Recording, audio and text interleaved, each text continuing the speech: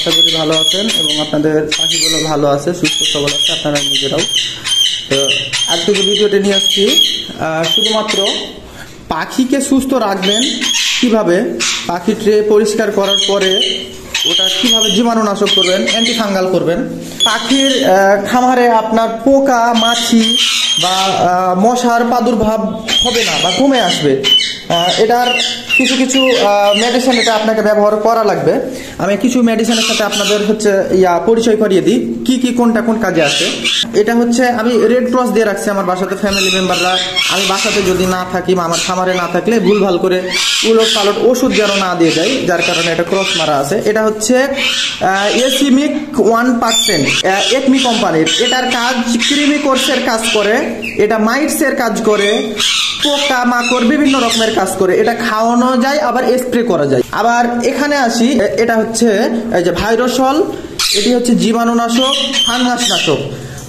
আপনার খামারে বা ট্রেতে যদি জীবাণু এসে থাকে, জীবাণু আসবে না, ফাঙ্গাসের আক্রমণ হবে না।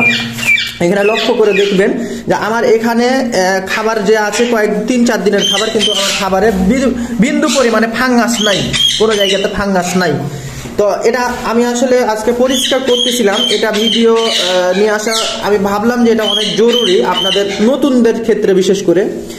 তো এটার কাজ হচ্ছে যে আপনার জীবাণুনাশক এবং ফাঙ্গাস নাশক। এরপরে আসি এমঅ্যাক্টিন ভেট। এটি হচ্ছে আপনার খামারের ট্রেতে যদি 1 ফোঁটা বা 2 ফোঁটা দিয়ে দেন, তাহলে কিন্তু আপনার ট্রেতে কোনো প্রকারের মাছি বা পোকা বা কোনো প্রকারের ছোট ছোট পোকা জাতীয় কোনো কিছু বসবে না। হ্যাঁ, এটা হচ্ছে 1 ফোঁটা করে এর উপরে দিয়ে দিতে হবে। আর এখানে আছে পটাশ। পটাশ হচ্ছে অ্যান্টিসেপটিক, এটা জানেন, জীবাণুনাশক, অ্যান্টিসেপটিক পটাশ। আর এটা হচ্ছে বিশেষ করে আপনাদের কাজের, এটা হচ্ছে ইউকা। ইউকার কাজ হচ্ছে আপনি এটা খাওয়াতেও পারবেন এবং স্প্রেও করতে পারবেন। এর কাজ হচ্ছে আপনার খামারে যদি অ্যামোনিয়ার মাত্রা বেড়ে যায়, অ্যামোনিয়া অর্থাৎ যদি দুর্গন্ধের মাত্রা বেড়ে যায় বা আপনার খামারে যেন অ্যামোনিয়া না বাড়ে, আপনি যদি আবদ্ধভাবে পাখি পালেন বা খাঁচার ভেতরে যেভাবে রাখেন না কেন, পাখি কিন্তু 3 দিন 4 দিন পরিষ্কার না করলে অটোমেটিক্যালি গ্যাস হয়ে যায়। তো ওই অ্যামোনিয়া প্রাদুর্ভাব যেন না বাড়ে, এই জন্য এই ইউকা পানির সাথে আপনার হচ্ছে 1 লিটার পানির সাথে 1 ফোঁটা। আর যদি আপনি স্প্রে করেন তাহলে দেখা যাচ্ছে 1 লিটার পানিতে 2 ফোঁটা। আমি যা করি এখান থেকে এখানে 2 লিটার, যেহেতু এটা জার, 2 লিটারের একটা জার, এখান থেকে ইউকা 2 ফোঁটা, তারপরে ভাইরোসল এখান থেকে 3 ফোঁটা, এসিমিক 1% এটা হচ্ছে 3 ফোঁটা, এমঅ্যাক্টিন 3 ফোঁটা এবং পটাশ এই এতটুকু পরিমাণে। এখানে যেগুলো আছে সবগুলাই অ্যান্টিসেপটিক। তারপরে দেখা যাচ্ছে অ্যামোনিয়ার মাত্রা যেন কন্ট্রোলে রাখে বা অ্যামোনিয়া ঠিক রাখে, তার জন্য এটা, বাকিগুলো সব জীবাণুনাশক, ফাঙ্গাস নাশক, জীবাণুনাশক। আচ্ছা, এখন প্রশ্ন হইল যে এইগুলো ব্যবহার করলে কি পাখির গায়ে যদি পড়ে বা পাখির খাবারে যদি পড়ে, পানিতে যদি পড়ে, তো সাইড ইফেক্ট আছে কিনা বা ক্ষতি হবে কিনা? আমি আপাতত এখানে যে কয়টার নাম আপনাদের দেখাই দিলাম, বলে দিলাম, এগুলো খাবারে পড়লে বা মুখে গেলে, চোখে গেলে কিছু হবে না। এগুলো শুধুমাত্র আমি ব্যবহার করতেছি, এর চাইতে আরো খারাপ ওষুধ আছে, কিন্তু এগুলো আমি রিসার্চ করে বের করা, যেগুলোতে আমার পাখির ক্ষতি হবে না। কারণ আমি যখন আমার বড় কলোনিতে স্প্রে করি তখন কিন্তু পাখি বিভিন্ন জায়গার খাবার তুলে খায়, মাটির খাবার খায়, নিচে খাবার পড়ে থাকলে ওগুলো তুলে খায়, ক্ষতি হতে পারে। যার কারণে কাজ যেগুলো করা, অনেক শক্তিশালী ওষুধের যা কাজ, এই ওষুধগুলোরও সেই কাজ। তো এখানে আপনারা নিজেই লক্ষ্য করে দেখুন, পটাশটা জীবাণুনাশক, এটা জানেনই। তারপরে এমঅ্যাক্টিন ভেট, এটাও পোকা মাকড় কোনো প্রকারের যেন মাছি ট্রেতে না বসতে পারে, এটাও জানেন। তারপরে এসিমিক 1%, এটা জানেন, মাইটসের কাজ করে, ছোট ছোট ক্ষুদি পোকা যেগুলো খালি চোখে দেখা যায় না, অনুবীক্ষণ যন্ত্র ছাড়া ওগুলো ধ্বংস করে। তারপরে এটা হয়তো নতুন, এটার সাথে আপনারা পরিচিত না, কিন্তু এটা কোনো ক্ষতি করবে না, চোখেও পড়লে বা মুখে পড়লে, শরীরে পড়লে কোনো কিছু ক্ষতি হবে না, এবং খাবারেও যদি পড়ে তাও ক্ষতি হবে না। আচ্ছা, আর এটা তো ইউকা, এটা তো খাওয়ানো যাবে, প্লাস আপনি এটা দেখা যাচ্ছে স্প্রেও করতে পারবেন। এতে অ্যামোনিয়ার মাত্রাটা কন্ট্রোলে রাখবে, এক কথায় আপনার খামারে গ্যাস হতে দিবে না। এটার দাম আছে 330 টাকা। আর এসিমিক 1% এটা আছে 115 টাকা।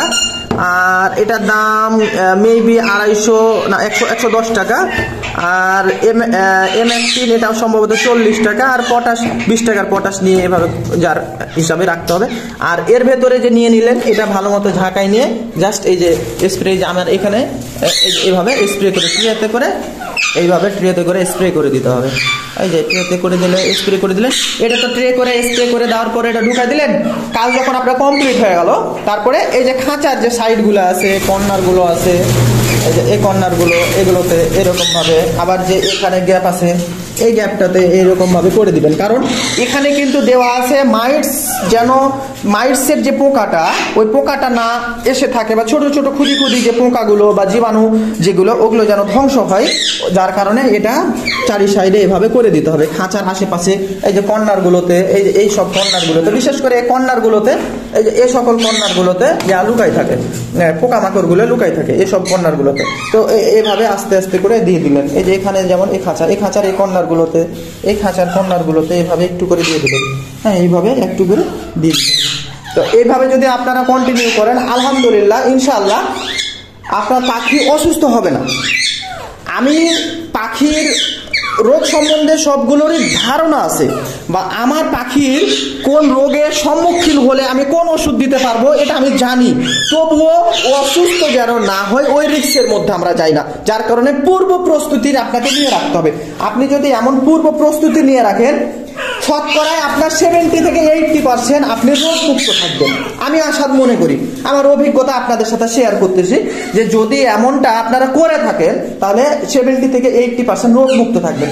20% রোগ হলে তার সমাধান ধীরে ধীরে করা যায়। আর পাখির ক্ষেত্রে বিশেষ করে যদি আপনারা রোগ হওয়ার সাথে সাথে ওর ট্রিটমেন্ট না করতে পারেন, পরবর্তীতে সুযোগ দিবে না। কিছু কিছু রোগ আছে যেগুলো চোখে দেখলে বোঝা যায় না, বাট ওগুলো হয়ে যদি যায় তাহলে পাখিকে বাঁচানো সম্ভব হয় না। তো এই বিষয় নিয়ে পরবর্তীতে ভিডিও নিয়ে আসবো। আশা করি এটা ভালো লেগে থাকলে আপনারা লাইক দেবেন, ফলো করবেন, ইউটিউবে দেখে থাকলে সাবস্ক্রাইব করবেন। নেক্সট আরও যে ইনফরমেশনগুলো নিয়ে আসবো হয়তো আপনার উপকারে আসবে, কাজে আসবে। আসসালামু আলাইকুম।